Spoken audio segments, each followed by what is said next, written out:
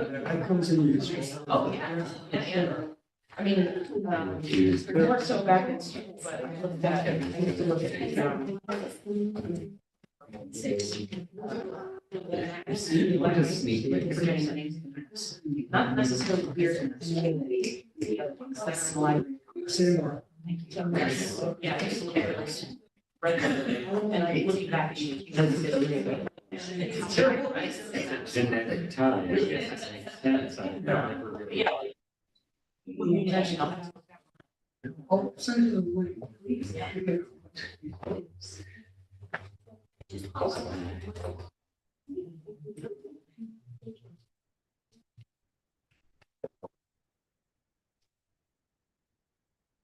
Recording, everybody get quiet. Recording the whole thing.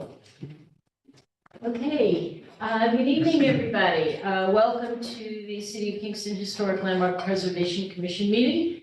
It is 6:32. Today is February 6th, 2025. My name is Suzanne Cahill. I'm the planning director for the City of Kingston. Before we begin the official meeting, I just want to go over a couple of very quick announcements. If you have your cell phone on you, I just ask that you please put it on silent or turn it off so that it does not disturb the meeting. If you have any conversations that you need to have amongst yourselves that are not with the commission itself, we just ask that you take them outside of the room. You can use the council chambers, or there is another conference room on the other side of the chambers towards the back side of the building. Bathrooms are also through the chamber, and the men's room is to the left, women's to the right. If we have an emergency, we just ask that you do not use the elevator. Please use the stairs. For assistance, we will help you, just ask. Other than that, as you all know, we are recording and we are live streaming. So I just ask you to be respectful of that and be aware. And with that, I'm going to start the meeting at 6:33 p.m. officially and turn it over to Mark Rumblatt to introduce commission members and others in the room. Hi, my name is Mark Rumblatt. I chair the Historic Landmark Preservation Commission for Kingston.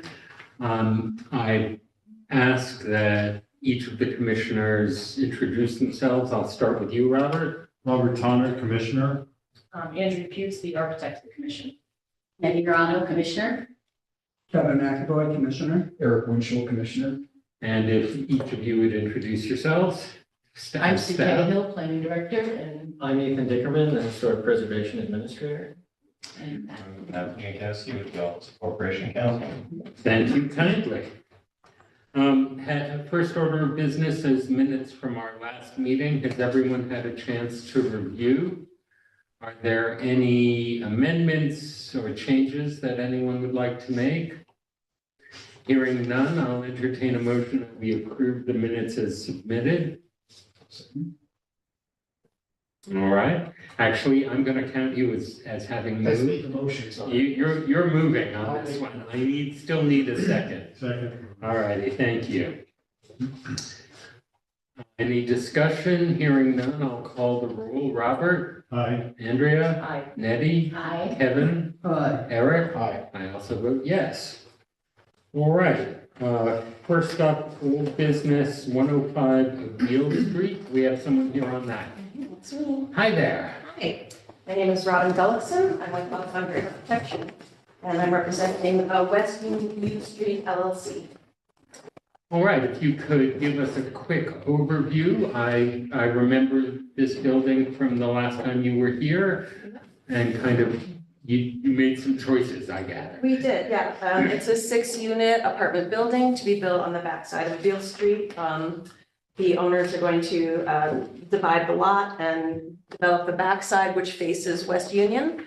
When we were before you last time, there was some requests to kind of bring the facade design a little bit further down the road, which we did. One of the requests was to increase the height and the detailing on the cornice. So we did put in some bracketing that looks kind of similar to some other that are in the neighborhood on Beale Street and Broadway.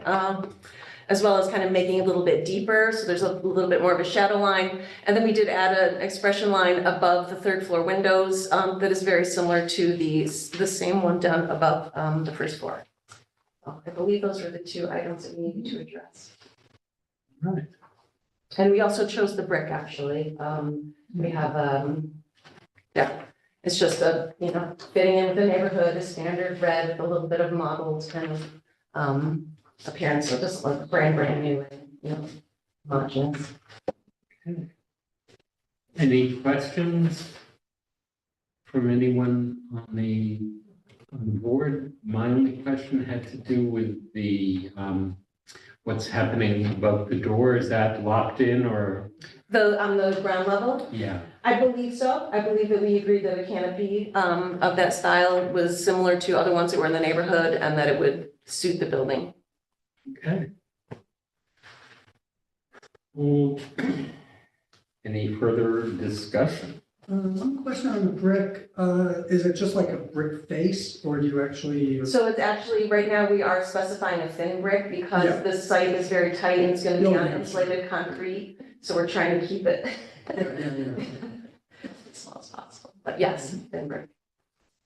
I'm curious, what would the address be? I don't know. I don't know. I It think hasn't been subdivided. Yeah, the post office usually is the guide on that.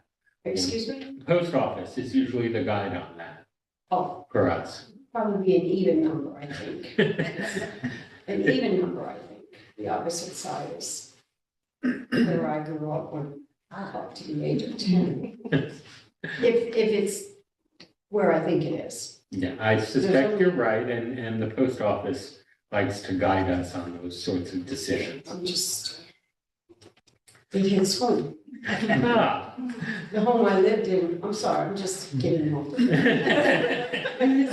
You're entitled, that's fine. The home I lived in, is no longer there. It's just it was askew, right across the street and askew. We used to walk, if this is the lot, and I'm sure it probably is, we used to walk as children through the lot and go into the store and buy our devil dogs and candies and get kerosene for eating in the large glass jugs, just for a little history. All right, So thank that's you. why this is kind Thank you for bringing the street to life for us.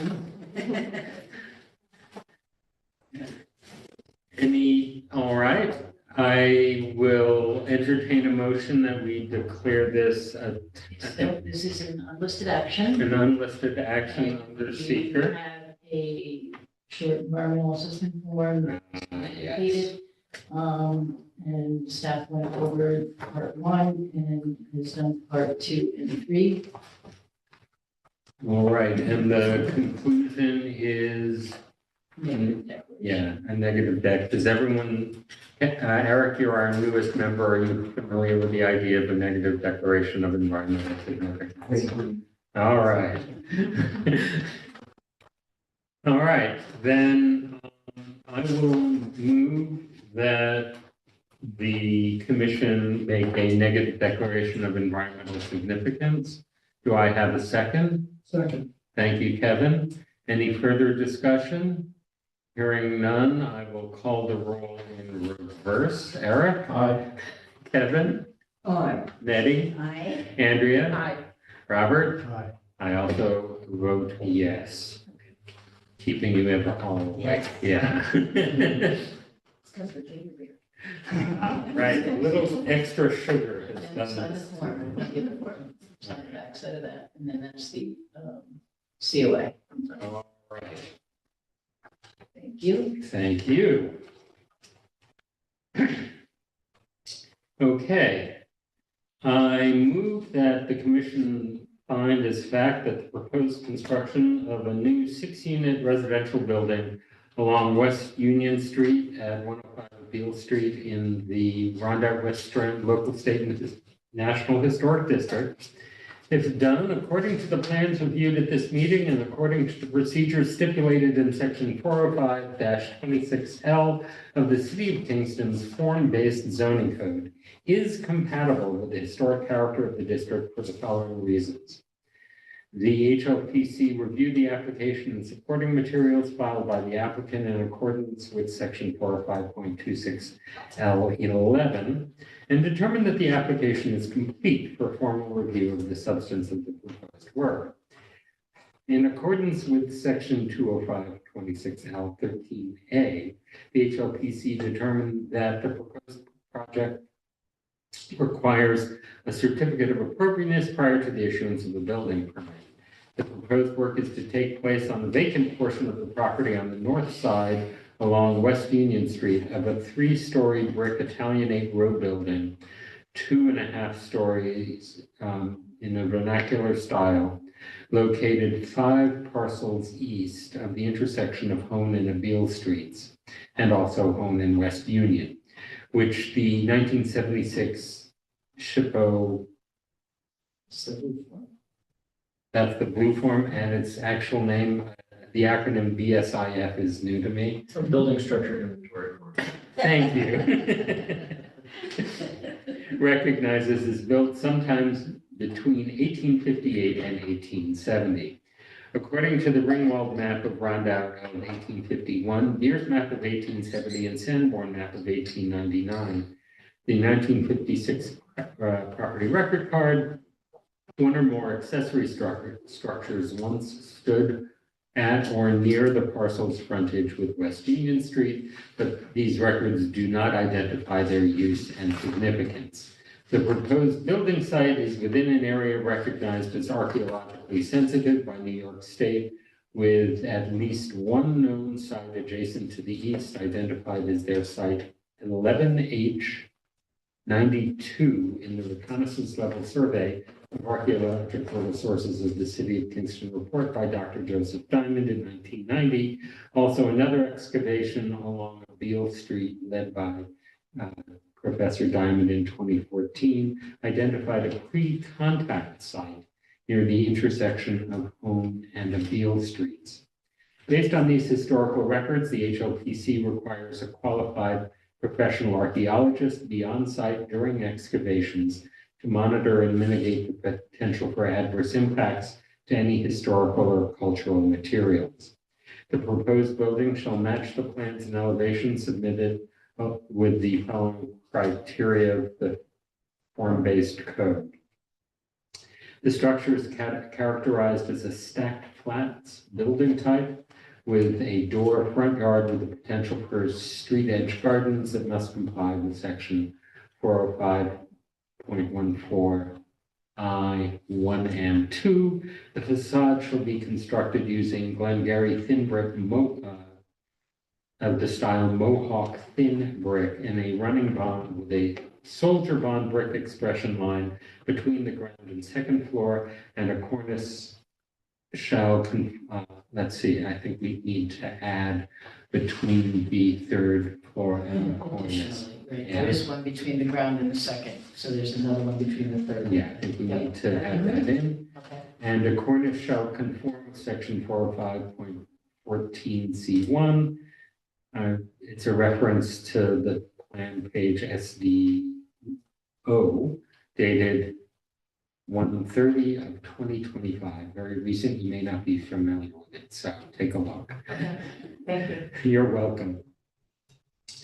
The fenestration shall consist of 6/6 windows across the structure in varying sizes defined in the submitted plans, which conforms with section 405.14E2A-B and 405.14G1. The West Union Street entrance shall be covered by a metal awning and rendered in the submitted plans. Each unit shall have HVAC mini split systems, and that condensers are required to be located out of sight from the public's view in accordance with our section 405.1455.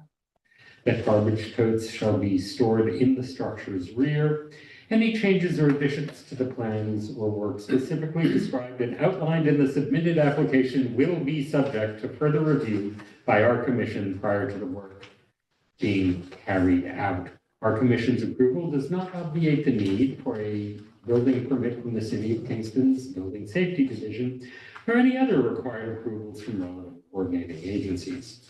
Based on the preceding findings of fact, I move that on this 6th day of February, our commission grant a certificate of appropriateness to the above referenced applicant for the work described herein, and in its application to our commission, such notice to be subject to the conditions contained in the foregoing motion. Do I hear a second?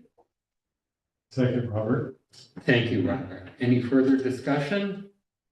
Hearing none, I'll call the roll. Robert? Aye. Andrea? Aye. Nettie? Hi. Kevin? Eric? Aye. I also vote yes. Thank you so much. Thank you very much. Appreciate your time. Thank you. You're welcome. And do double check that new bit of info. I will, thank you very much. All right, Appreciate it. that comes back to you.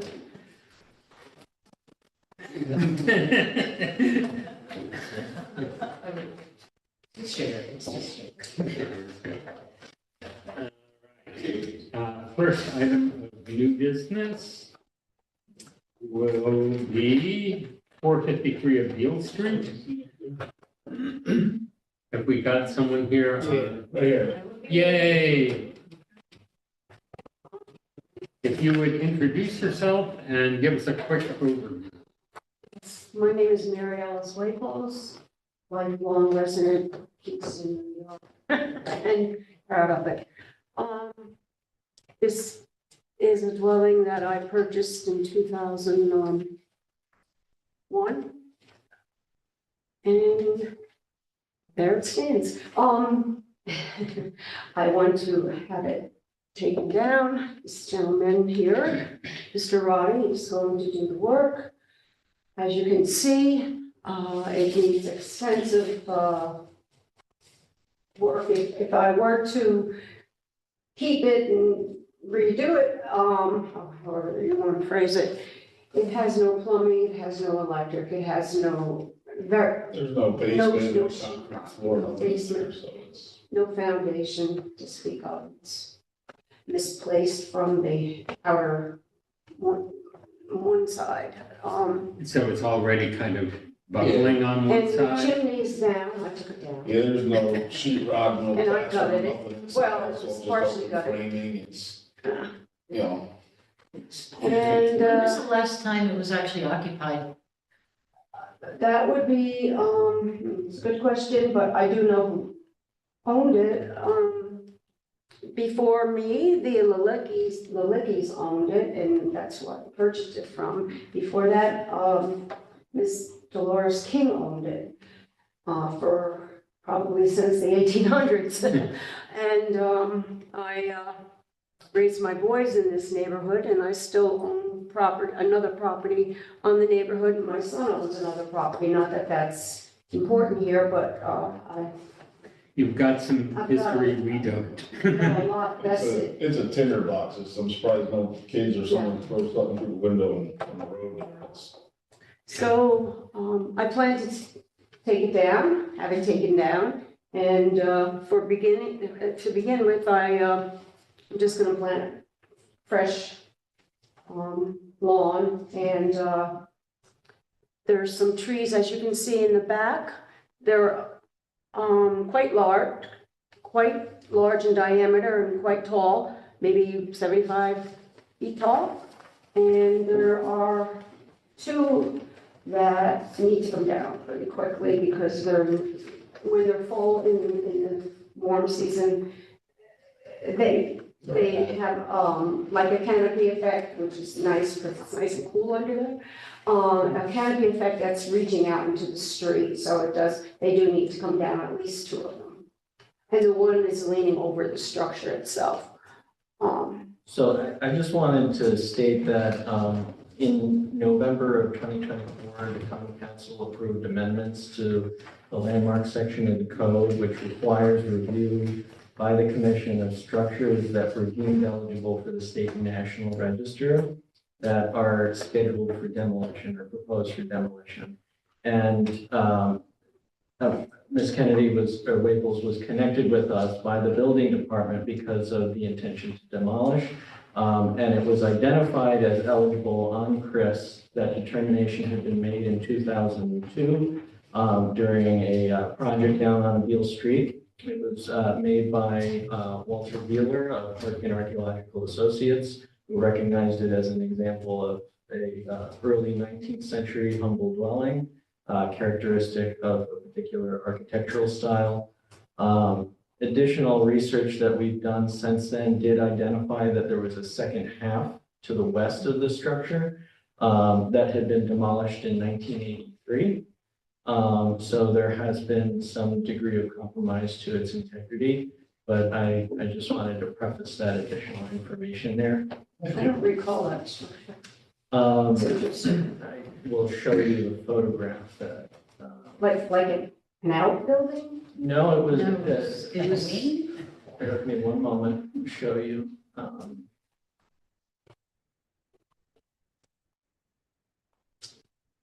This photograph here shows this, to the west of the structure as it currently stands, there was a whole nother half that had contained a porch. And that was removed in 1983. And a car went through. Oh, too, well, right? that's probably when the car drove through. Oh. There was a husband and wife in there. He Wow. was in the kitchen and he was on a sofa and he got thrown across the room. And, I guess they were injured to some degree. I don't know how. I was a year-old when that happened, so I So told the car went through. the bottom half of the house is vinyl siding. The rest is the original wood.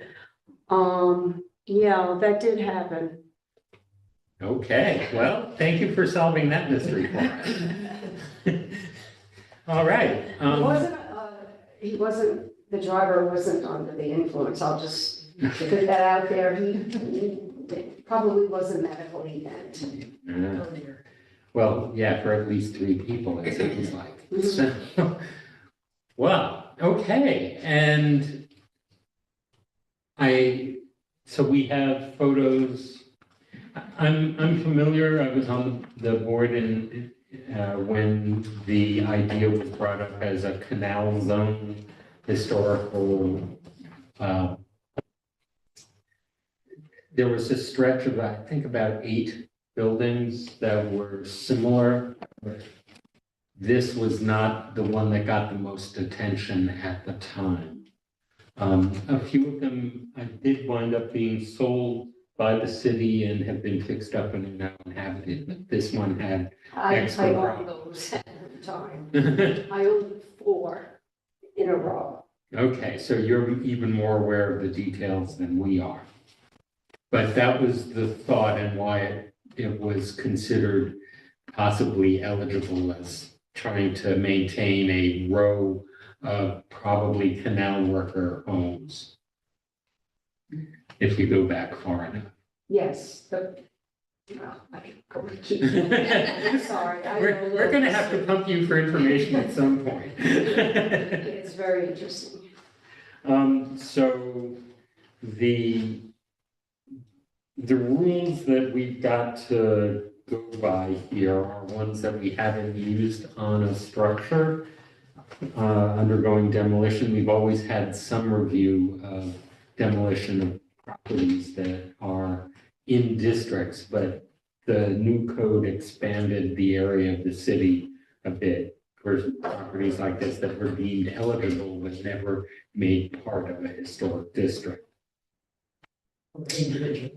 Yeah, or an individual listing for, connection to perhaps someone of importance locally or nationally.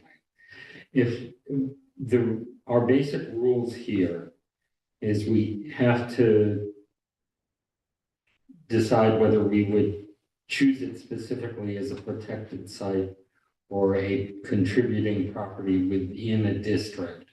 And this one is outside the Rondout district. And And the road. oh, that's right.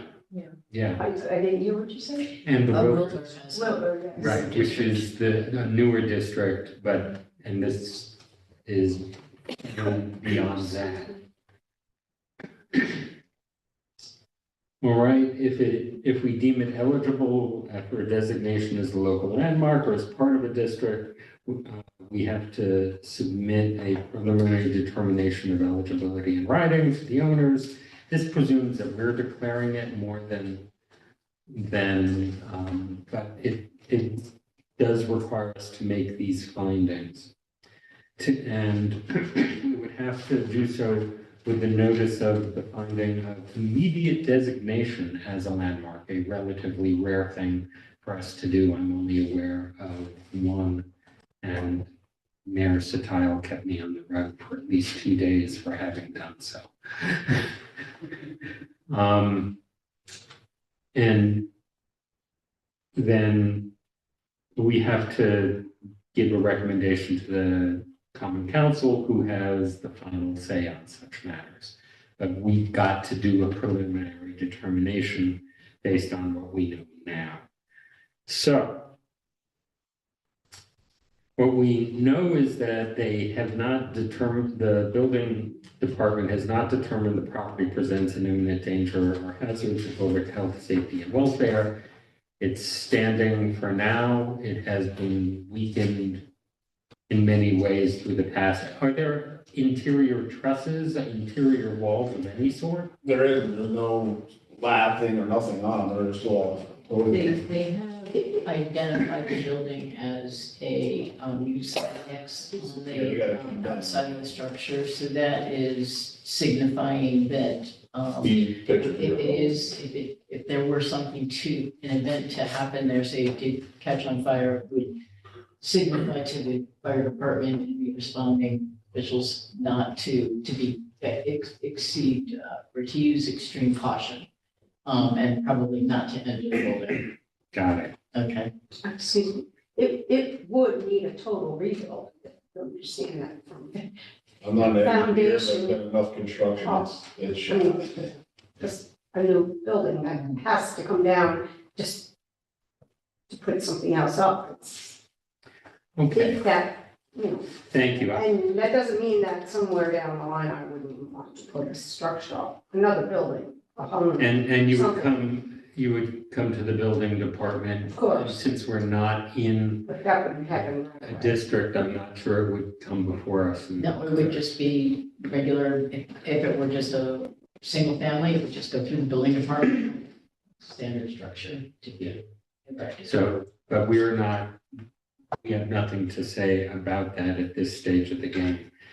To quickly review whether we would want to make an emergency designation on this building, the criteria are that it exemplifies the broad cultural, political, economic, or social history of the nation, state, or community, is identified with historic personages or important events in national, state, or local history, embodies distinguishing characteristics of an architectural type specimen, inherently valuable for a study of a period, style, method of construction, or indigenous materials or craftsmanship, or is representative of the notable work of a master builder, designer, or architect whose individual ability has been recognized. From my point of view, I can't see a way that we would want to designate this as a local landmark based on these criteria, quite honestly. It is an exemplar of a earlier time, but there are other ones on Beale Street that have been better preserved. And if we ever extend either of the Wilbur or the Rondout historic districts, they would be a better exemplar of the time than what remains of this half a house. Both have built at the same time, I mean, that was, Do we know? At this point, there isn't a record There's no way to determine that. it would seem to me if, half of the house is gone, it's not really. Whole house. Yeah. Well, a half a house being better than none, it's. Here's a really good picture in the staff notes if you Yes. saw that. You can see the other half connected, yeah. Is the first floor system still present?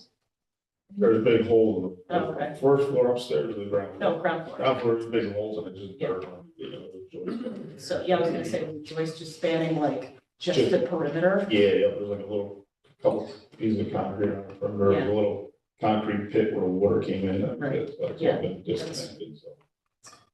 Yeah. It's good. My recollection is that this was proposed for demolition before by the city. Do you recall that? No, This would have been like, it was, Around it was, Road widening maybe? it was considered condemned. there was a contractor during the Shane Gallo administration, I believe they were from Rosendale, and they were gonna take down a bunch of buildings. Right. Okay. And yours was on the list. And this. And the others, one of the common council members from the other room, one of them intervened and the buildings were not taken down. And the others were sold. I think the city had The them. two of them I lost to taxes back when, in 2006 Yeah, but those to people went 8, to you the know, state. when everything went sour in the economy. And I happened to be not doing so well financially at that point myself, so I did lose 2 taxes. Yeah, and the city was able to sell both of them. if I remember. Yes, Yeah. they were going to have them taken down. That was what I understand. Yeah, yeah. They were going to come down and then, the folks that bought them, are very good neighbors, by the way, and have done very good work on. Yeah, The one property is still work in progress, but the others, like, they've done a stunning job, I feel. all right. So any further questions for the applicant? I believe this is an unlisted action under seeker, so. And your presumption was a negative declaration of environmental significance. I move that we declare a negative declaration of environmental significance under the State Environmental Quality Review Act. Do I have a second? Thank you, Andrea.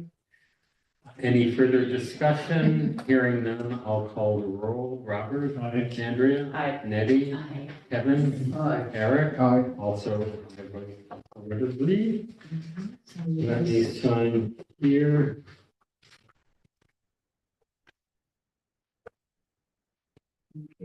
All right.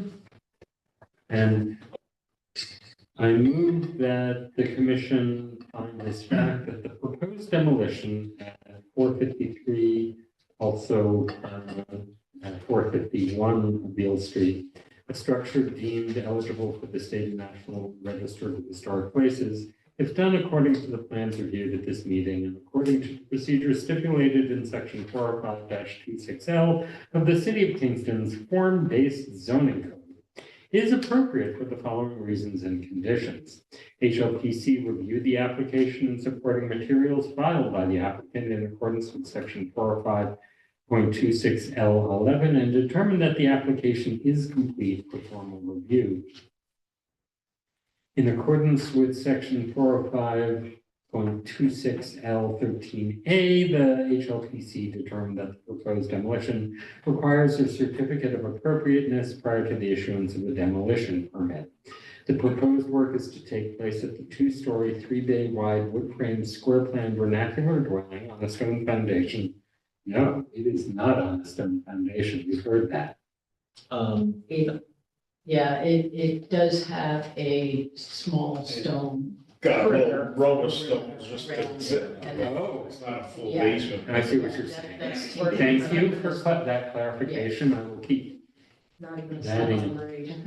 Yeah. Just perimeter wall. Wow. Located on the north side of Beale Street, 5 or 6 parcels west of the intersection of Beale and DeWitt Streets, which according to the 202 building structure inventory form prepared by Walter Wheeler, states that the house's form, quote, suggests a date of construction before 1825, likely 1810 to 1820, and that it is, quote, a good example of an early 19th century house type erected for occupation by the, oh, I love this phrase, middling class. That's a quote from the year 2002. That's a surprise. Middling, yeah. In 2002, Walter Wheeler deemed the structure eligible for listing on the state and national historic registers under criterion C, as it, quote, embodies the distinct characteristics of a type period or method of construction or represents a significant and distinguishable entity whose components lack individual distinction. In addition to the Wheeler report, photographs of the structure from the Kingston Assessor's Office revealed that a large western portion of the original structure was demolished in 1983. The owner provided the HLPC with visual documentation demonstrating that the structure is severely degraded and that demolition is the only viable action. The HLPC instructs our staff to retain a complete file on the submitted materials to serve as a textual and visual record of the structure. The applicant shall demolish the structure and dispose of all materials in a legal manner. The applicant shall regrade the site and return it to grassland, and that no new structure or landscape features shall be constructed at this time. Any changes or additions to the plans or work specifically described and outlined in the submitted application will be subject to further review by our commission prior to work being carried out. The commission's approval does not obviate the need for a building or demolition permit from the City of Kingston's Building Safety Division or any other required approvals from relevant coordinating agencies. Based on the preceding findings of fact, I move that on the 6th day of February 2025, our commission grant a certificate of appropriateness to the above referenced applicant for the work as described herein and in her application to the commission, such notice to be subject to the conditions contained in the foregoing motion. Do I hear a second? Thank you. Any further discussion? Hearing none, I'll call the roll. Robert? Aye. Andrea? Aye. Nettie? Aye. Kevin? Aye. Eric? I also vote yes. Thank you for the background you've got. You want to become a member of the commission? We've got a vacancy if you're interested. Give it some thought if you've got the time. It's nice meeting you. Yes. All right, thank you. Thank you. Oh, great. Thank you. All right, next up, 272 Wall Street, the Old Dutch Church. I do not see any representatives of the old Dutch. Was the nominee supposed to come? Or? Yeah.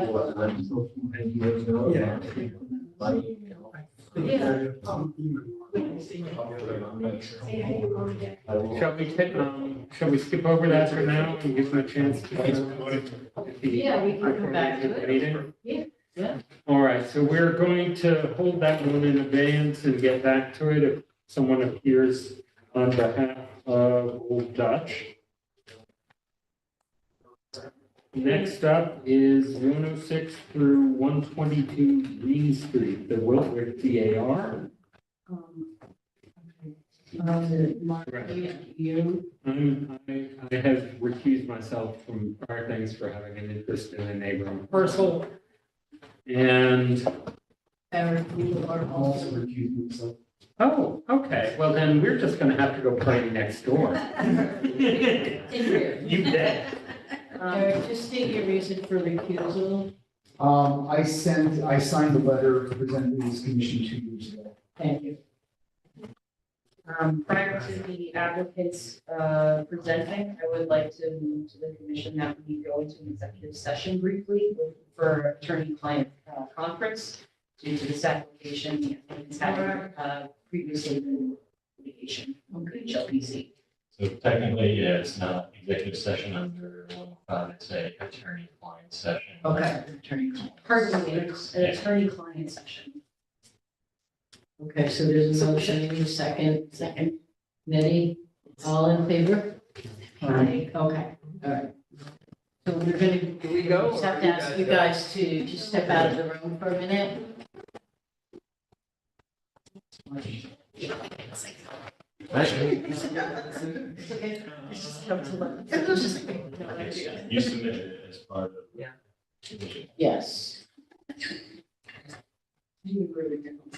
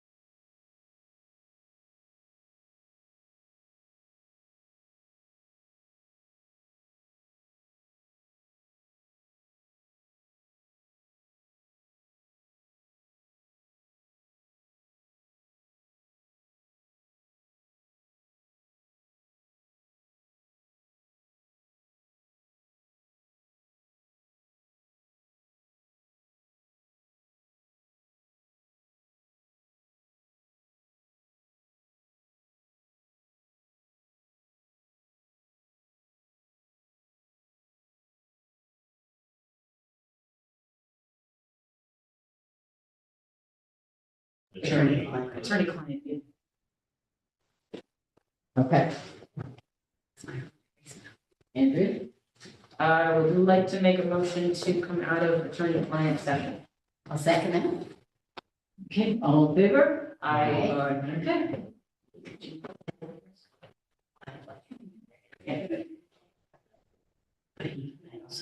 He just, that's what I was saying, you want to move those?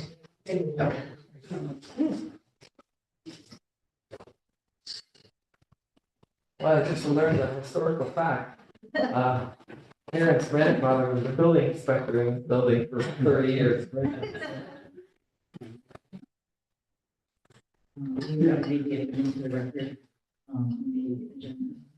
From the agenda.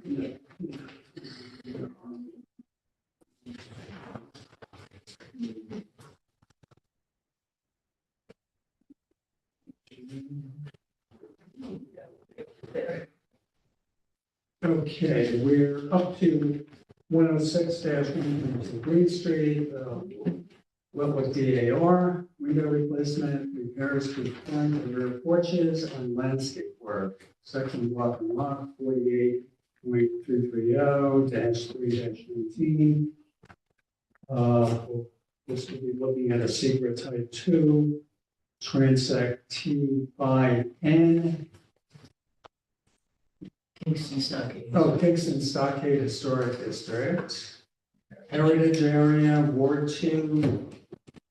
Selena S. Brunel, applicant, Billbook chapter of the National Society of Daughters of the American Revolution owner.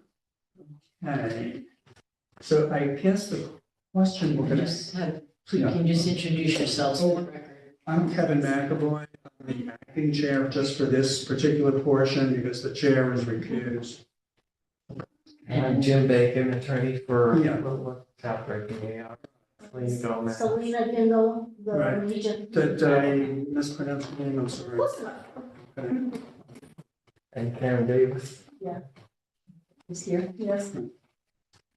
So I guess to open the discussion here, we'll start on your list here going backwards. I think that's probably the best way to do it, since a couple of them are outside of our purview.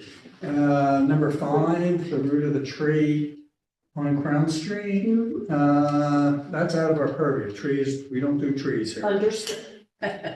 Yeah, And that we do applies- do windows, but we'll get to that later. and that applies to number 4 as well. Yeah, right. And the bluestone, that's, you're leveling the bluestone, okay, I think we understand what that's all about. The trim the tree on 4, no, we don't do trees again, okay. So that'll bring us to the porch. Okay. The yeah. rear porch, item 3, Yeah, the back porch, we'd like to remove from the application at this time, just for financial reasons in a nutshell. Not ready to do it.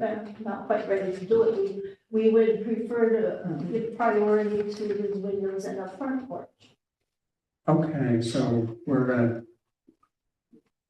Cross off Yeah. number 3. Okay, this Yes. time, Okay. we're good on that? Yes, so we're just officially removing that off Right. of the, yep. Correct. Okay, well, that'll bring us to 2 then. Yes. Repair stone. Okay. Columns and benches on the front porch as needed and repaint in the current color. Right. First question is, do you know what the current color is? We matched it up and come up with Benjamin Moore White 01. Oh, It's plain white. white. Plain white. Yeah, I use Yes. that. And it just shows That's a good in color.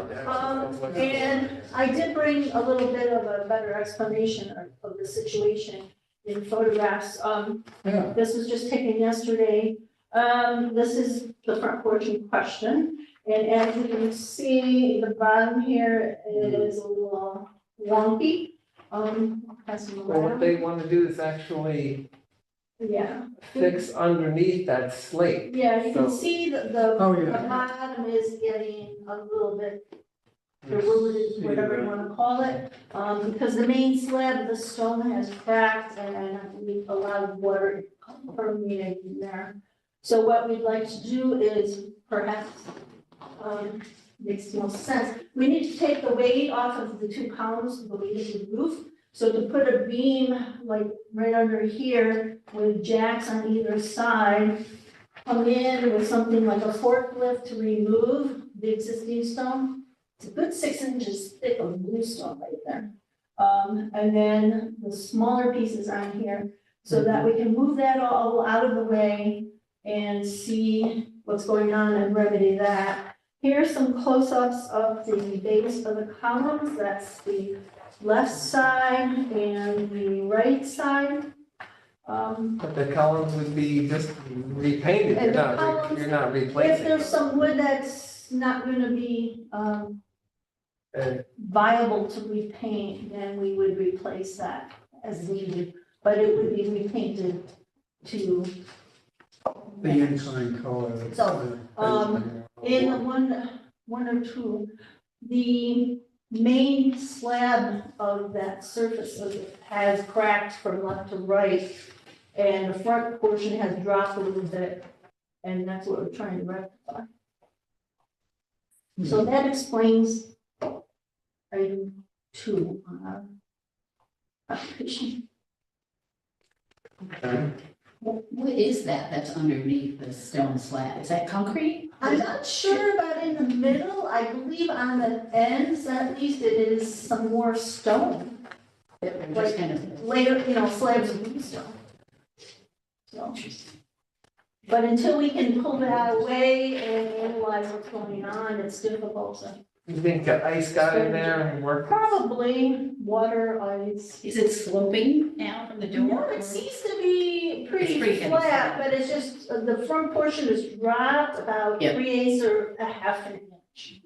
So are you working with an architect or a structural, engineer at all to come up with some drawings? Because you will need to have a Okay. design professional do some drawings.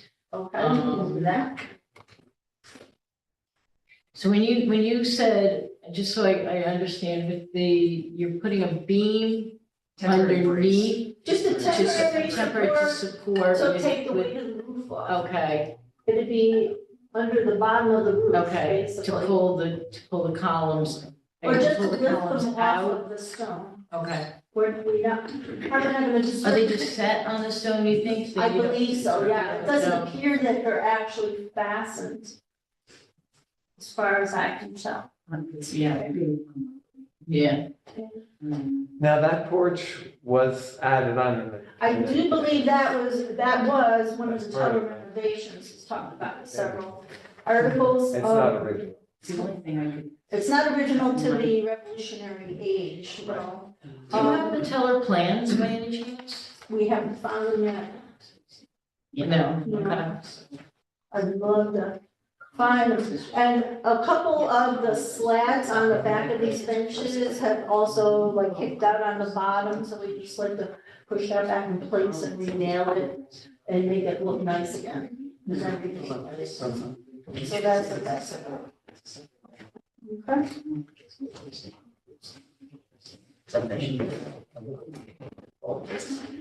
No. What's your intention with the bluestone? That's a big piece of thick bluestone. Would you replace it? Or are you I going don't see to? why not, just pull it, the front portion. I mean, what I'm asking is, do you use the same stone? I don't see why not. I don't see any reason to, it's still 6 inches thick, it's not going anywhere. Yeah. Yeah, it'll last. Yeah.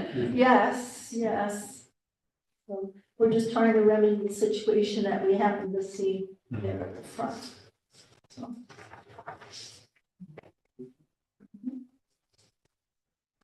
So I think what we're asking for then are, architectural or engineering plans on this. Yeah, you're To what definitely detail? gonna need structural, A structural a engineer to structural weigh in. engineer, design architect to look at that, and come And- up with, a drawing, showing how it's going to be done, both how the procedure will occur, but then also the final design elements. It's gonna look exactly like it did when Heller finished. Right, but you're gonna obviously, the stone will be repaired, you'll put something under, they'll spell out what's gonna go underneath it to support that bluestone slab, so they'll Okay. define all of that within the drawing. It's gonna be difficult to figure out what is happening under there until we pull that out. Mhm. So how do you suggest we strategize prior to that happening? Should do a demo permit to temporarily place so that they can remove the stone and then assess it. And then assess it, and then, Yeah, I mean, that's Return. fairly Okay. common practice once you get. Okay. Yeah, to, do an on-site inspection, basically. okay, But I mean, confirm with building department, building safety. Okay. Before doing that. okay, yeah, all right. So it wouldn't be, obviously, they're not demoing, they're not removing, but at least No. it gets you the step The forward construction to side, be able to. Yeah. do what's necessary to see what's there. Okay, all right. So you have So- a permit to investigate it. Basically, yeah, but I would confirm with building safety first prior to that. Let's be in agreement there. Okay, That would be all right, we can suggestion. call building safety tomorrow and find out what, the procedure. But I know they're gonna want something from a design professional. They're not gonna issue anything without that, so we do know Structural- that, so if you can start thinking about that, getting somebody on board to look at it. Okay. There are some structural engineers in town that are pretty good, I was gonna say. that we work with regularly. And there's a lot of architectural firms out there too that could probably do this at the same time. Structural might be better. So I basically think- like an yeah, but- exploratory demolition of sorts? Kind of, yeah. With the caveat that you're not getting rid of the bluestone slab, Oh, as we no. talked about, right? Right. It's just removing it temporarily, see what's either there or needs to be removed, so that way you can put in new foundation below the slab, and then replace the slab. And then you can do whatever other, column repairs and painting and other stuff. That needs to be done after that. Understandable. And, is there anything further on the porch? That's pretty straightforward. Okay. No. Is there more on the porch? No, Okay. She's confirming. No? no, I was confirming that there's nothing. Okay, we're good on the porch for the moment, yeah, okay. So that will bring us to the windows. I think we would need an update on the windows at this point. They've probably deteriorated a bit more since the last time you were here, I which would is like, think so. what was that, about 2 years ago, maybe somewhere August of last year. last year. 24? 20, 23? Yeah, it's 23. 23. Yeah, right, okay, so we're a year and a half. Sorry. Okay, Do you by chance have any any photographs of any of those windows, close-up photographs of any kind? Just what you might see in that one this time. So from this distance, it's difficult to tell some of the details of the windows. If it's at all possible, it would help us a lot to see closer up details of. We were gonna have that for you Yes. this evening, however, they were taken by the contractor and he had a medical emergency. Fair.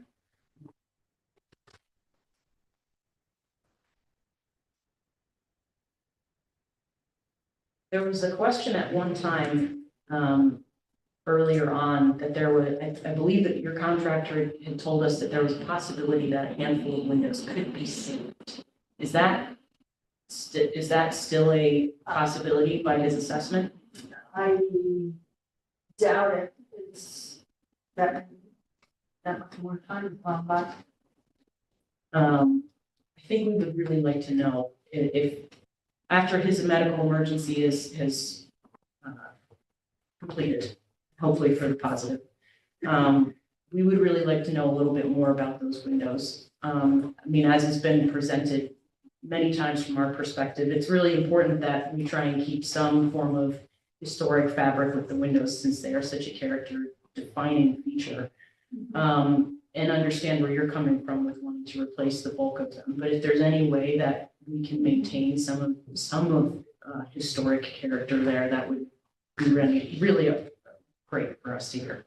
Well, I or guess to learn more about it. I'm at a loss on the term historic character because the ones we have to put in those openings are looking identical to the ones that are there now. So it's, from our charge, it's not necessarily about how it looks, it's also about when it was established, when it was created. So when those windows were put in, which we've all, I think, kind of figured that we don't know exactly the date of, but it's been more than 50 years. So having those maintained, showing a representation of what was not initially installed, because we know they were replaced at another time. The original windows are no longer there. That's understood. But having, and that's what the term historic is meant to signify, is that it's from a period much more than 50 years ago. So if there's a chance that those handful of windows can be maintained, we would like to know. And have some photographs taken, have some dimensions of those windows. Those would be useful things. So, All right, so it's gonna be my legal position that we don't have to do that. And I'll tell you why. We have our decision here from the court. It says, in advance of the meeting, Kingston has received evaluations of the deteriorated state of the windows and resume background from DAR's experts. Those materials make clear two key points, among others. First, the windows currently in Cabin House are not original to the 1600s or 1700s, but rather have originated from 1900 to 1920s, such they are not original historic, quote. And second, DAR's experts do not recommend restoring the windows and instead believe the windows need to be replaced. So I know this case got tossed out because of the statute of limitations, but the judge made pretty clear what would happen if we had sued within the 30 days like we're required to do. So as the board knows, in November, the city passed a new set of regulations on historic, because it was conflicting parts of the code. And it's very clear to me that the review procedure for a certificate of appropriateness talks about the exterior features of the landmark or the landmark district. And that is the right review criteria that you are bound to abide by. The effect of the proposed work in changing, destroying, or affecting the exterior features of landmark or landmark district upon which the work is to be done. The relationship between the results of the work and the exterior architectural features of other neighboring improvements. The third, the factors of aesthetic, historical, and architectural values and significance, architectural style, design, arrangement, texture, material, and color. Four, the special character and aesthetic interest that any structure involved adds to the area. And the difficulty or impossibility of reproducing any feature or structure involved because of its design, texture, material, position, or detail. And then the next section talks again that these points are to be used as a basis where relevant, quote, I'm quoting, for establishing relationships to the external features of buildings in the immediate neighborhood. So the judge was really, upset that a lawsuit had to be brought and that you guys denied this project when the custom-made windows replicate exactly what is there now. So, again, the city code is pretty clear. You just spoke with your attorney for 20 minutes, and I'd be glad to go back out so you can talk to him again if you have any questions. But it's clear to me that this is exterior features, not the. And now, if this was a federally listed home or a state listed home, which it's not, it's just this locally designated. And then there may be a reason to say, okay, these are original windows from 1600 or 1700s that need to be repaired. But it's not, all of these windows were replaced in the 20s or, after 1907 by Myron Teller. And we have a decision that says that. And nobody ever came forward and said, no, these windows were not replaced in 1907. There's some original ones that exist.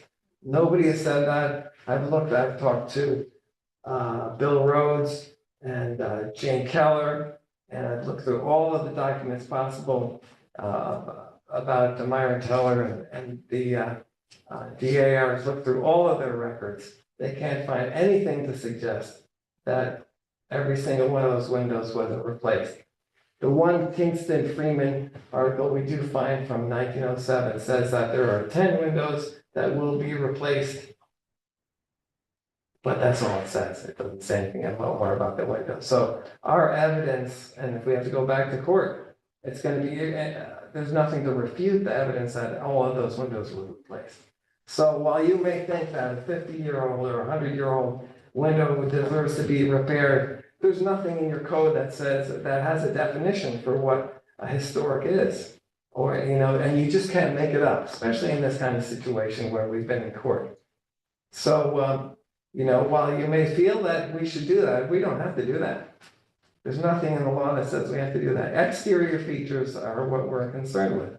And we're prepared to do exactly what's there. So you can see in the court's decision, the frustration with the board for making them, for denying them the certificate of appropriateness. And we're perfectly willing to go back within the statute of limitations and do it again.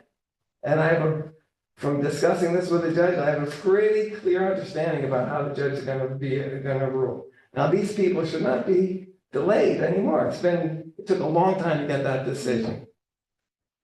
But they shouldn't be delayed. They have the windows are ready. They spent $60,000 on those windows.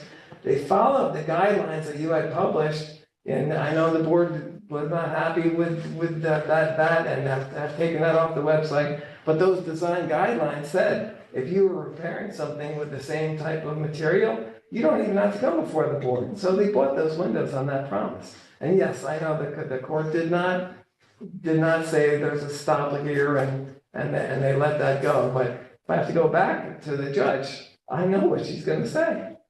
We're going to get the same judge. It's not going to be a different judge. Sharon Graff, she's not retired.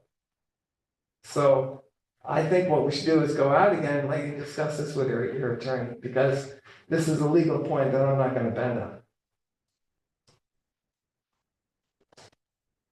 So Matt, why don't we go out? If you want, so what aspect of providing them with any information as to the condition of the windows is something that you're refusing to do? The condition, our guys have said they all need to be replaced. The court has that in their decision. That's what we want to do. Okay, so you're relying on basically the reports that were previously submitted on the condition of the windows. Yeah. Nothing. They haven't gotten any better. Okay. So In fact, they will get better because right now there's storm windows on there, which are not very authentic. And when they're replaced by the Marvin windows, there won't be storm windows there anymore. So it'll look more like it should, being that the storm windows won't be on there. But those are exact replica windows. And believe me, when we had this discussion with the judge, she couldn't understand what was going on here. Look, the DAR bought this property to save it from demolition in 1907. They hired the best architect out there. He did a great job, but now it's over 100 years later, and we've got to replace these windows. So again, if the board wants to discuss this with your attorney without us here, we're happy to go back out and have another round. yeah, unless they have, I think we went over everything that was relevant, and it's explained to them that they can ask for whatever they need to assess the condition. If you guys just want them to rely on solely what they reviewed before, that's your prerogative. So do you guys have any need to discuss anything further? I would think we should. I'll entertain a motion to go into attorney session now. I'll second it. Aye. Yeah. Yeah, are we all, okay. Yeah. We do need to call the roll, okay.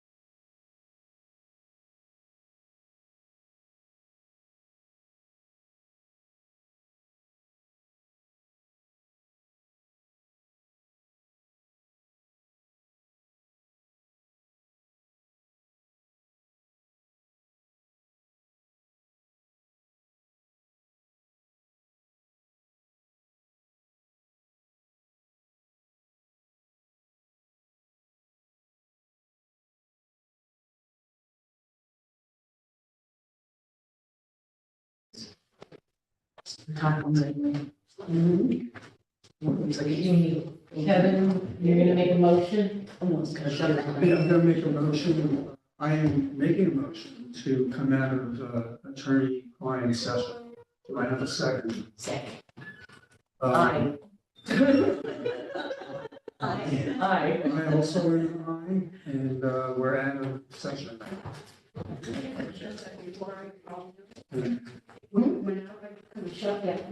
Oh, that's all right. I had to get up and do, sorry. Okay, so Kevin made that motion. Yeah, Wait a second. we're busy. And I think we'd like to request a site visit if that's possible. You guys have already been there. Yeah, it was a couple of years ago. And it would serve as an update. It was also served to take a quick look at the porch as well. Well, you can walk over there any day. Right, we can walk there, are we allowed on the property then? We don't wanna.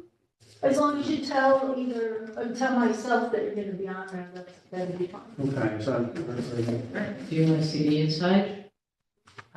Just the outside. You want to go in, right? I think that would make sense. Under what pretense, because the commission has no say over what happens on the inside.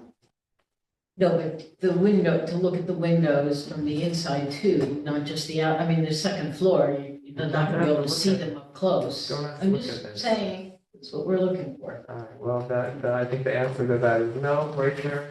Great. July 10th, 2023, you guys were all in there. So, again, guys, you can abide by what the board would like to do, or you can ask them for a vote. It's up to you.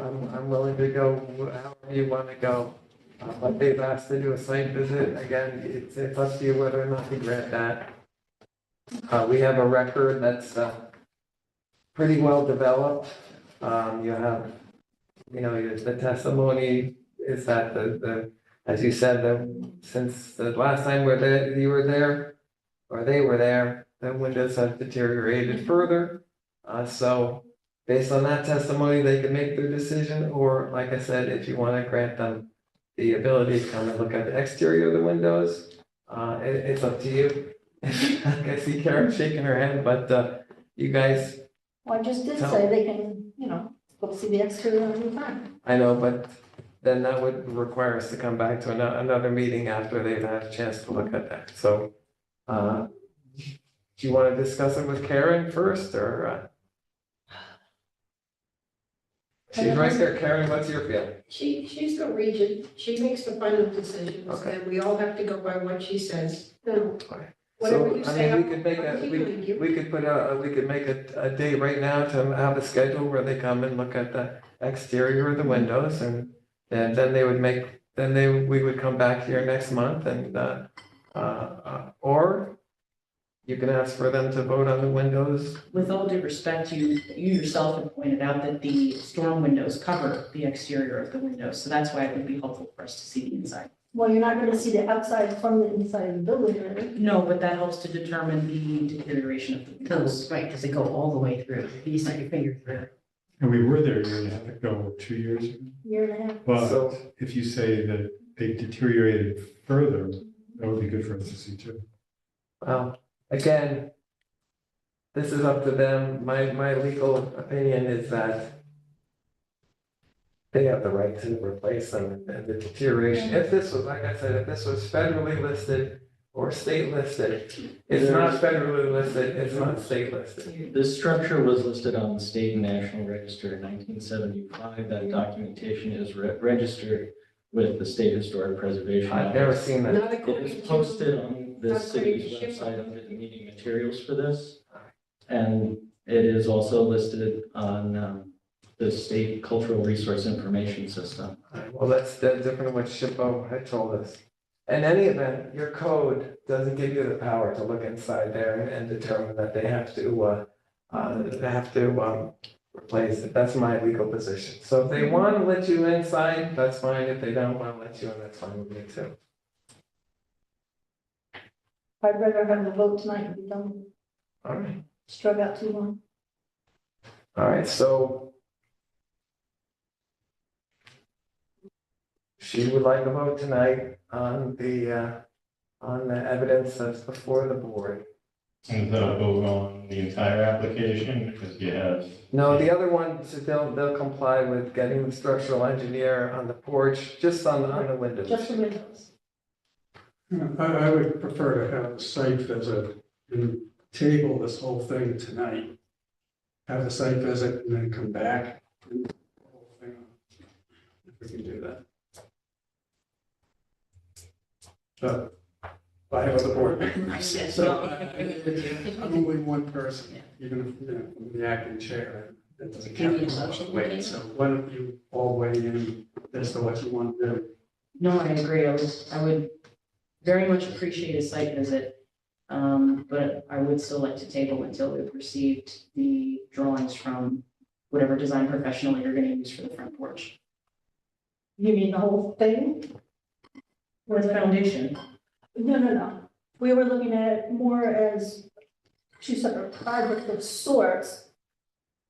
You're talking about you want to put them back together and As- do everything at once. As Kevin proposed, let's table the application as a whole instead of piecemealing it. So she would like to have a site visit before she votes, is that basically what I want? Correct. And that's what you said as well. Outside, I have no problem with them looking outside. What's that? I have no problem with them going and looking outside. Yeah, me neither. Okay. It's the only issue with that, which is why they asked to go inside with No. storm windows. So you know, you guys on Down that? the no obligation. to- Yeah, I understand there's no. No.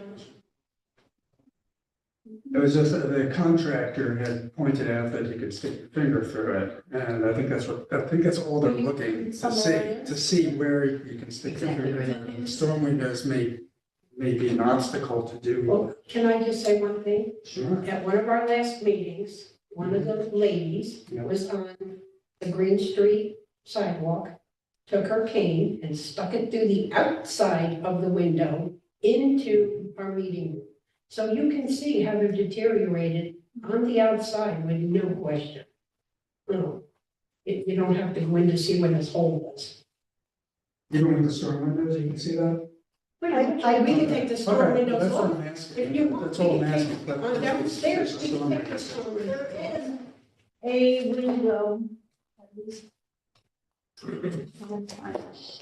Karen, you're saying you take the storm windows Well, off? if they see, if they want to see what's under the storm window, we can have the contractor take a storm window off. So they can see what's under. There is one off already. Yeah, that's true too. The one, it's the Green Street side, I believe it's this one here, that it fell off and it's on the sidewalk, and that's when, Sue, I'm believing, we started this whole process with that going on. And as far as the rear of the house, look over to the bottom, look around the storm window, as well as the front, on the first floor. I don't know where that's located.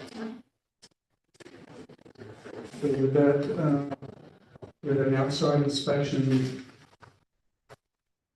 be amenable to the board? Fine.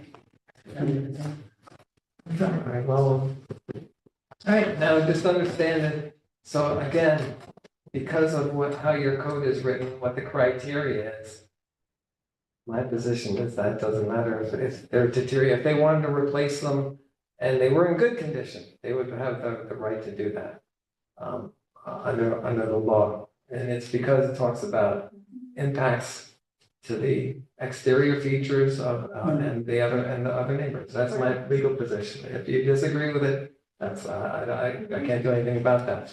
But it's up to Celine to decide if you want to adjourn this and allow them to have a. No, it's up to the board, It's whether up to us. you guys, she can say, I want you to decide now, but they can still say, they're still within a certain period of time. Just like it's up to your clients to say whether or not they can go in the house the board's the one, as long as it's within a certain period of time, it's within the board's discretion. If the board needs additional time before they make a decision as. They have like 62 days or something like this?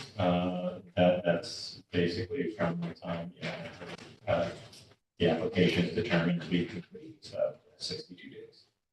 But hopefully, it definitely will not be that long. Hopefully, everybody plays nicely together and that, they go look, they see what the condition is, they have the information, whatever additional stuff is being submitted for the external front porch will be submitted so that everything can be decided, this application can be completed and no further delays for either the board or the applicant will occur. Okay, so we need a motion to table, and we will schedule a site visit, and we'll reach out to the building department, but start working on a design professional for the porch. I'll entertain a motion to table the application. Second. Do you want to schedule the visit now, or do you want to be in touch with the city later? You want to see how? Well, if we're not going to be going inside, and we have a permission to go on the property to look at the exterior, I will poll the commission members, and I will let you know the date that we ultimately decide on. And I just want to remind you that you should not be going there as a quorum. Right. Separated. All right, so, but we talked about having the storm windows removed so they can see the exterior better. Is that going to be difficult for you? I think the first floor will be easier because we. How much notice would you need to make sure that the storm windows are removed? Because you want. All of them or just one or two? One of the ones in question that has been severely deteriorated, the one that you said one of your, Right, I don't think that has a strong window on it I mean, at this point. how Because that's the one I think guess that fell off. the question is, how difficult is it to take the storm windows off? I don't know, because I don't know how they're hung on there. Some of So them just give us are some. aluminum, some of them are wood, so they're put on in different ways. Yeah. Well, we wanted, if the board's coming, we want to have them have an opportunity to see the windows as best they can from outside. So if the storm windows were removed, that's what I would prefer.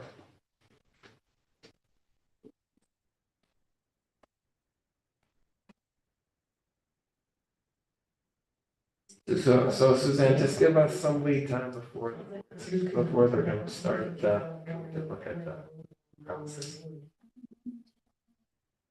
Okay. Okay.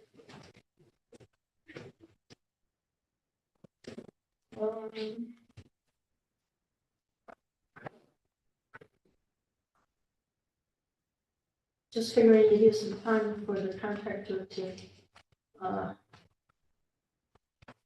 overcome this emergency, maybe the week of President's Day. Or 17th or something. The 17th is President's Day.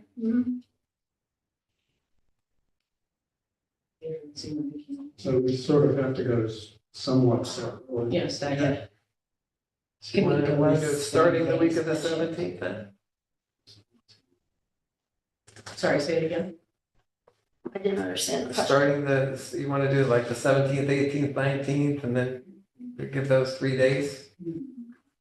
Um, 17th is a holiday, so we can schedule it on the holiday. Well, 18th or 19th then? Do the 19th, the 20th, or the 21st, rather. The 21st, I'm gonna be out of town. Is that on a Saturday? No. No. Wednesday, Friday. Wednesday, Thursday, Friday of that week. I was gonna say, if it was on a Saturday, I could go and meet whoever. All right, so Wednesday is at the 19th? 19th. All right, so I'll, Does the date of this impact anything that would need to be potentially responded to by us before a deadline for the March meeting? So, No, hopefully you'd be able to, at that point, just maybe just report that you have somebody working on the design plans for the front porch. I mean, I wouldn't expect them to be done with deadline. I don't see that as possible. all right, so how about Wednesday, Thursday, 19th and 20th? How about those 2 days? Yeah, we'll see, let us know, and we'll confirm. Okay, morning or afternoon, Well, I mean, okay. all right? Okay. And so, we'll continue with, we have a motion on the floor. Do we have Who made the further- motion? Robert, And, right, and Eddie seconded, so, any further discussion? We'll call the roll, Robert. Aye. aye, And I'm an aye. okay. Thank you, acting chairman and members of the board. So March, what's the meeting, March? Would be probably the same day, March 6th. All right. Yeah, March and February, you know, unless it's a leap year. All right, great. Well, hopefully there's not a huge snowstorm on the 19th. Right. Indeed, Or for on the each 6th sign of what March. Lyman Teller may have done at this house, I found that on this exact day, 117 years ago, was the first meeting of Wetland Chapter being in the renovated house. So I thought that was an interesting. Yeah. That's a pretty good tidbit. Yeah. Eric? Let's get back.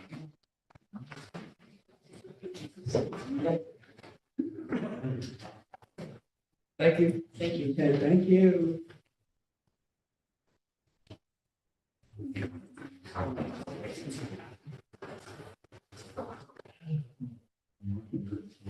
Bring it home. They're gonna come back in wide eyed. Yeah.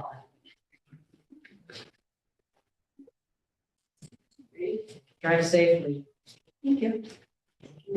Thanks. These advanced lines, and they're going to try to do like an analysis on them. Try to clean it up. They can't. Yeah. That's why you come to. Can't believe everyone died. Be careful out there. Icy. It's icy.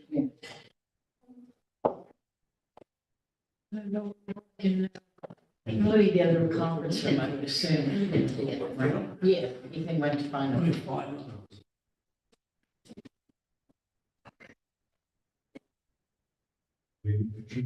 Oh, yes, please. Want to see my dog? I'm sure. Grandchildren. Yeah, it's my son. He's 2.5. He's a giant. He looks like a 4-year-old. He does. Flopping off the chair. He is big. He's the biggest kid in his class. It's huge. Who's got hair? Yeah. And he talks like an adult. He says, "Hi, Mom, how are you?" Yeah. That's not his fault. Hey, did you go to sleep? No, we're talking. He's 4? He's 4. Oh, we solve problems in town. All right. And I'm not. We've had deep religious discussion. More beer.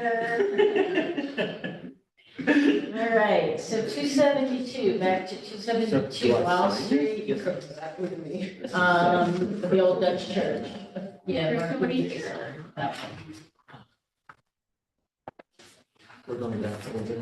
Yeah, Okay. yeah, they're not. Did anyone confirm with Rob that he was gonna come or pass the list? Yes, or something? yeah, they get notified, and we don't follow up with a, phone call now. Yeah. I know that in the past, we would talk to a prior nominee, but the person who would show up would be the head of their buildings and grounds kind of committee. And maybe something got lost there. But I don't know who's on their building, I'm not sure who, we might want to inquire if he would like to send a representative from that committee. Well, or do you think you can do it without them? I think they're looking to move this forward. It is a heating, it's more for the cooling, air conditioning, so you kind of want to get this, I think. Well, you guys met with them, what you think they're. Yeah, we've met with them and they've made some, I think, positive changes.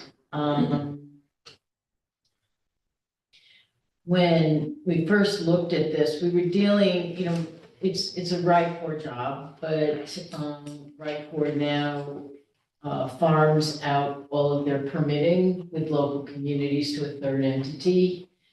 And so the documentation that Ethan was getting was, you couldn't make heads or tails of it. It was very poorly done.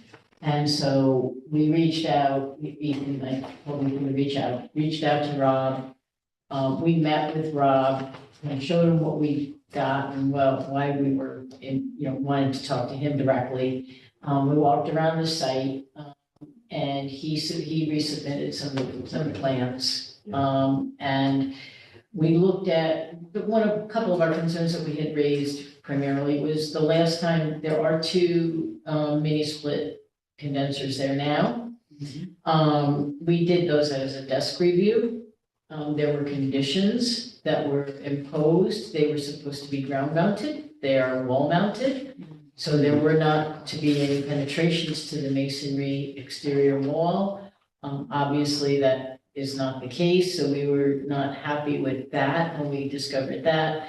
And also, if you recall the generator, you can see the generator and the other mechanicals in the middle of the graveyard area were supposed to be screened with some evergreen and more dense screening. And obviously, the screening is not effective there either. There are some shrubs there, but they don't provide screening at all. In addition, the proximity of that equipment to the gravestone was of grave concern. In meeting with Rob Sweeney, he clarified that in, I believe, 1883, there was a major building and grounds project that took place at the structure, which was at that time in deterioration. And the congregation stabilized the structure and also removed a number of gravestones that were associated with their burials beneath the standing structure and replaced them in the eastern yard. And a number of these gravestones have X's on the rear that denote that they were once installed with the body beneath the church. So in other words, Rob Sweeney clarified that this installation did not likely interfere with any known graves. Right. Okay. So there are still the catacombs beneath the church, where the bodies are still there, interred. All right. Absolutely. So, Rob was, obviously, he agreed, he said that when he saw the installation of the other HVAC units, he was not happy either, but it was already work that was done. He understood our concerns that the location that they wanted to place the new condenser units, which there are 4 of them, they originally had them way out towards the Wall Street end. And we said we wanted them tucked, as far back as they could. There's the way the church, can you go to the side again? There's these portions of the building that kind of come out, that jet out. So they provide somewhat of a little bit of a natural screening. There also are existing penetrations at the base of the the church walls there that they will be making use of. So they are going to be not hung on the walls, they're gonna be ground mounted, and the color that they wanna paint them is the color that they're using on the church trim now. So that is that bronze. This one, There's a sample here that Rob Sweeney provided. And that's what they're using around the perimeter of the church, up on the eaves and that now. So that's what they want to do. And he said that when the weather turns, he's also going to treat the existing units with this as well. So they'll be all get painted. And the generator itself that's in the middle of the graveyard area will get painted also, so to help screen that a little bit. So that's what he's looking for. Are the units themselves, do we know if they're gonna be actually on pads or are they gonna be lifted up on like the stilt first? They said pads, they're putting a gravel base down, a pea gravel base, or some kind of stone base, and then they're gonna be on a pad. And I noticed the church, but we've gone through this a couple of times, and they haven't done what they said they're. yeah, That's my concern. I know, I mean, yeah. And how can we make sure that whatever promise the pastor makes actually gets to the contractor? The contractor provided the same reading. Yeah, Yeah. I think that may, Before the work is completed, so we want to see, it's kind of like some shop drawings. You have something physically drawn, it's submitted to the contractor submits it to who's fabricating it, they redraw it, confirming that you've done, that they're doing the work the way that it's been drawn. right, but they seem to have chains of contractors doing bits and pieces. And also in a prior application, the difference between what we were told by the Dominie and what was actually put there by the buildings and grounds people was vastly different. And the thing on the wall is just one of a chain. right, I mean, obviously, they pull a permit to do the work has to be inspected. If the work is not done in accordance with what was approved, I guess, you have to have a little bit of faith, I guess, that they're gonna do it, they're gonna follow through and they're gonna do. The organization has been a disappointment. I know, and consistently. I understand that, and, We just ask for forgiveness. Other than, Right, is absolution somewhere in the code?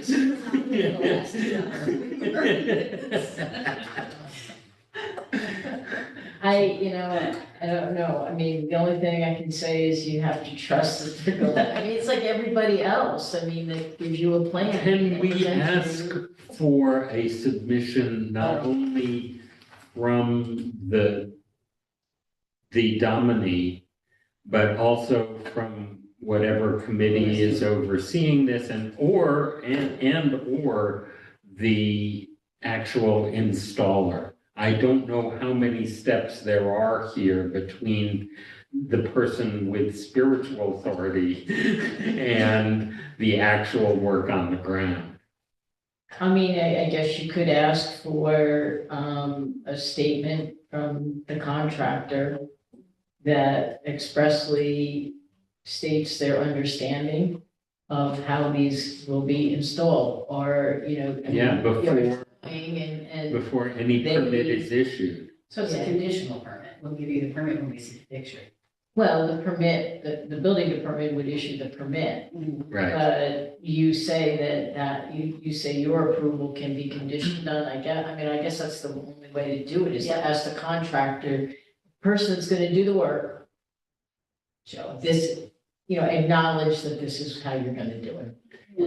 Would the building inspector, prior to the closing of the permit, not also visit the site and confirm? Yeah, but the work that is done, what they're saying, you want something in advance of the work getting done, that the Right. contractor knows what they're supposed to do. Yeah. And then if they don't do it, well, then that's, And Yes.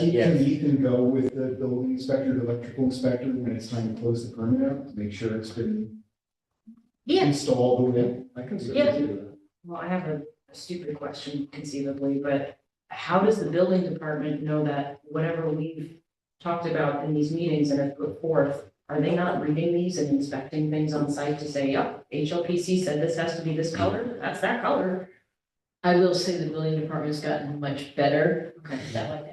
Because hopefully that is dictated And, from I mean, they are copied on Yeah. every decision, so what goes into the certificate of appropriateness Yeah. is Should be in a reviewed on site. decision letter that they are copied on, and get them all of it's outlined there on how, you know how detailed they get. So There was a paint time color and. they were our staff, Okay. and so they had it directly. But even then, on plenty of occasions, Yes. it was sure we didn't know that this is how it was done. We spent a lot of time with people asking for absolution. as Yeah, opposed to they're much more, I permission. think, that the staff at the Building Safety Division is much more aware of HLPC, planning board decisions, all commission decisions now. And they are checking with us when they're going out to do final inspections. Yeah. Is there anything outstanding on your end? Yeah. I get a call a lot. I get called a lot on that. So the dumb question I have in follow-up to this, more dumb questions. Does the C of A specifically say it will be a ground mounted unit? It does. Okay, good. I would double check, but Okay. sure it does. I'm sure it Or does. they will be ground mounted units, 4 units in total.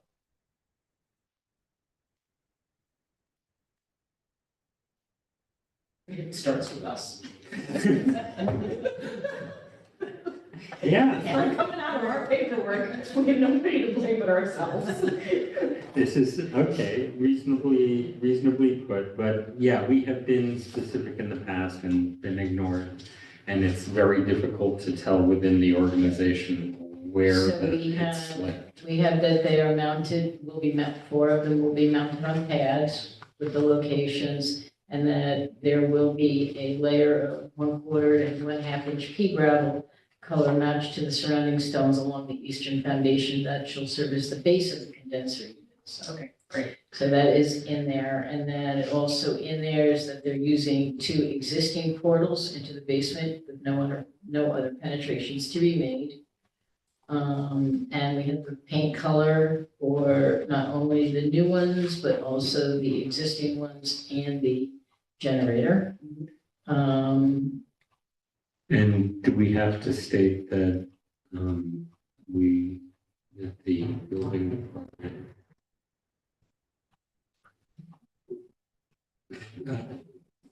who would receive something from the contractor? Is it normally the building department? Would they receive a statement saying, okay, we've signed off on?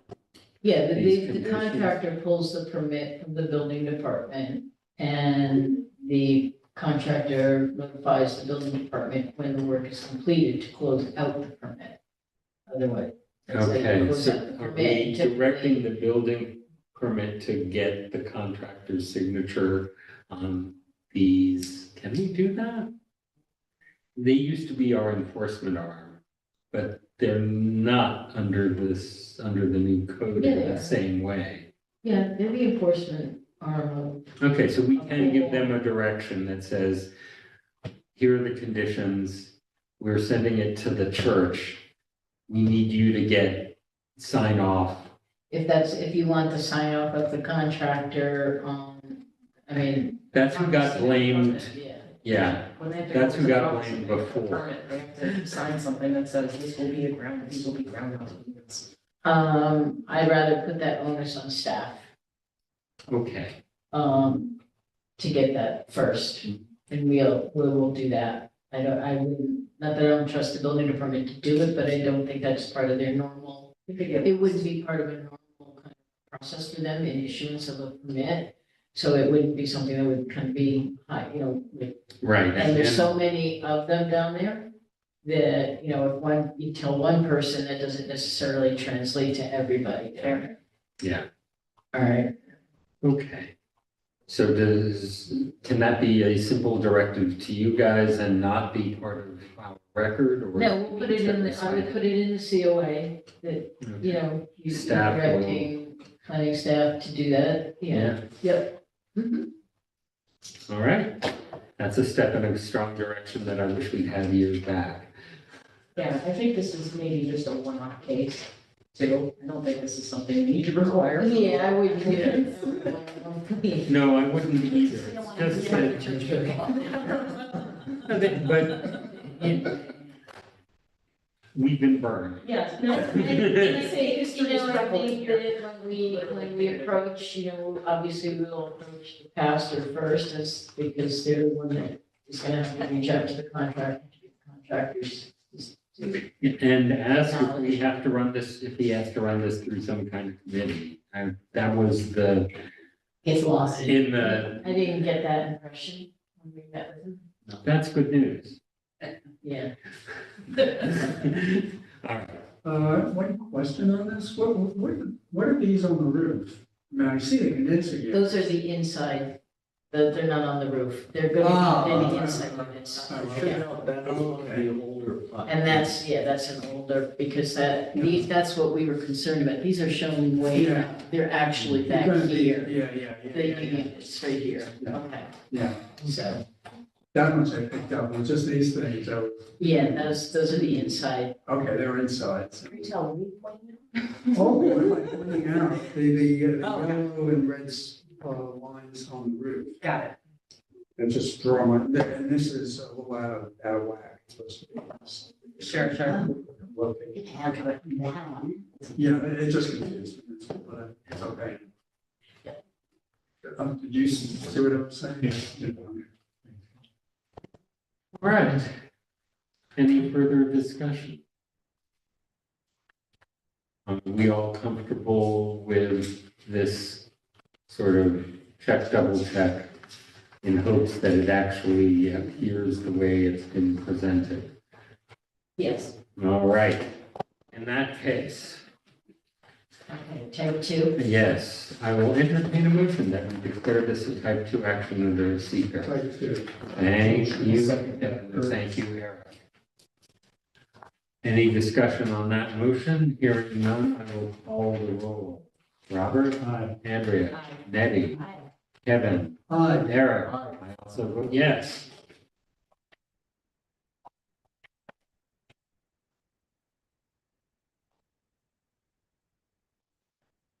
Hereby move that our commission find as fact that the proposed installation of 4 condenser HVAC units at 272 Wall Street, a National Historic Landmark in the Kingston Stockade local, state, and national historic district, if done according to the plans reviewed at this meeting, and according to the procedures stipulated in section 405-26L of the City of Kingston's form-based zoning code, is compatible with the historic character of the district with the following reasons and conditions. HLPC reviewed the application and supporting materials filed by the applicant in accordance with section 405.26L11 and determined that the application is complete for formal review of the substance of the proposed work.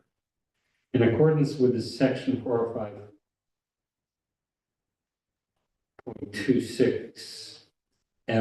405.26L13A, the HLPC determined that the proposed project requires a certificate of appropriateness prior to the issuance of a building permit.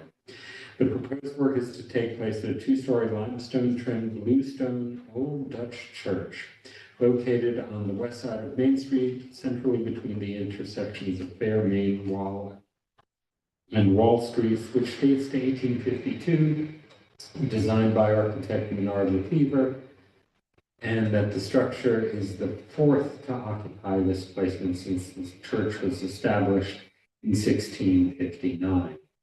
The United States Secretary of the Interior designated 272 Wall Street a National Historic Landmark in 2008.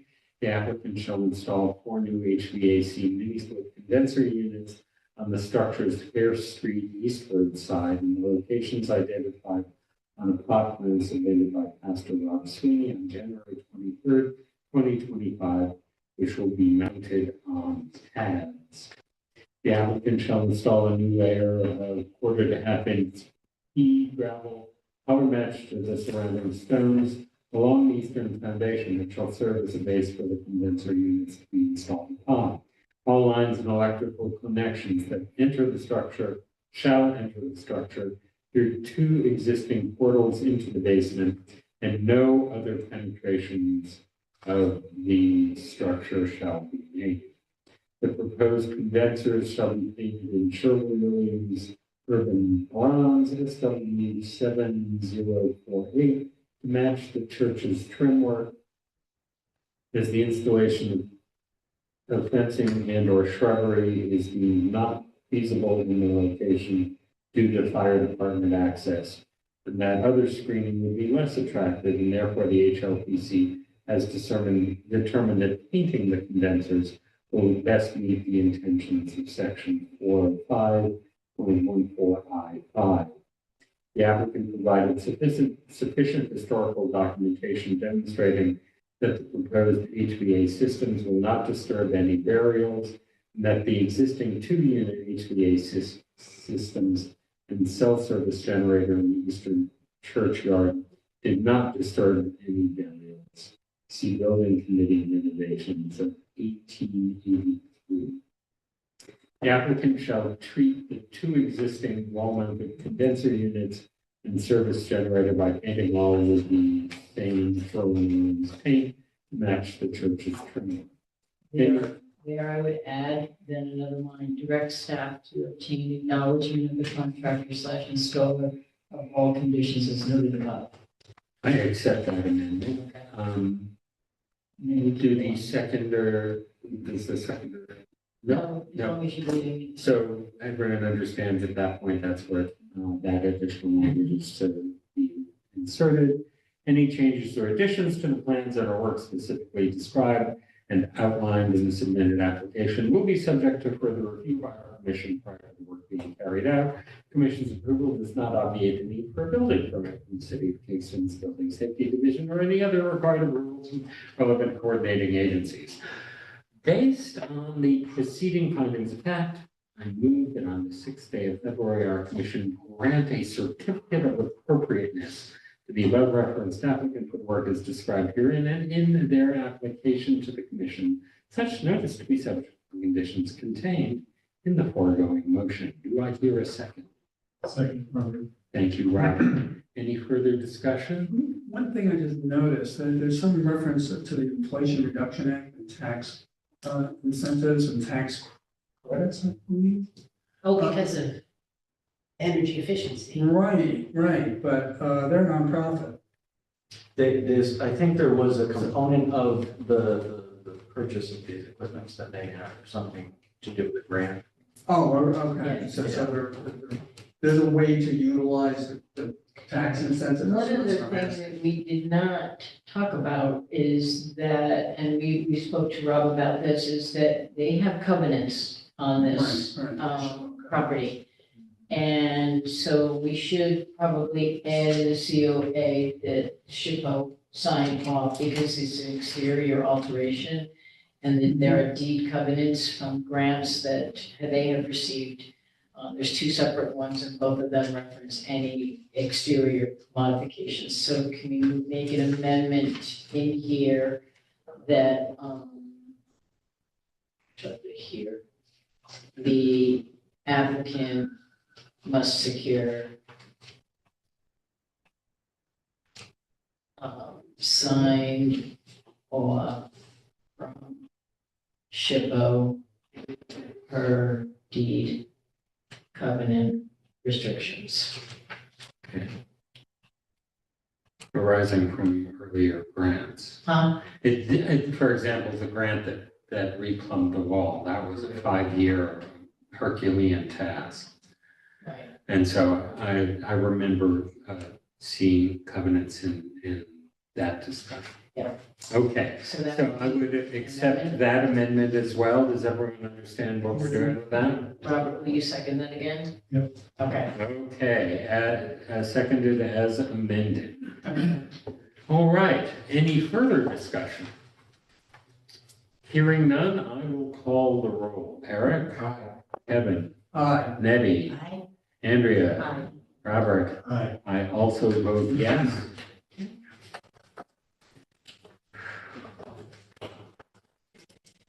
Okay, 111 Down Street, number 6. I just want to say one thing, what a difference trees make. Yeah. Yeah, it's just unbelievable. Yeah, makes it really cozy. Numbers, Wow. let's see. Some numbers. Amazing.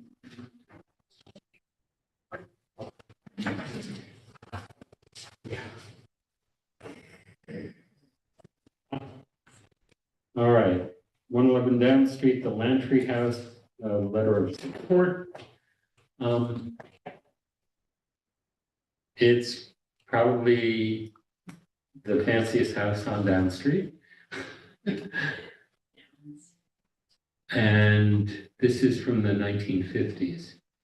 And in going past it, it is mostly intact. I mean, I think the only thing that's missing is that little awning detail, awning-looking detail. That's pretty good for 70 years later. Yeah, I love this corner, rectangular corner. Yeah. You know, it's not, that's not typical. Usually they're curved.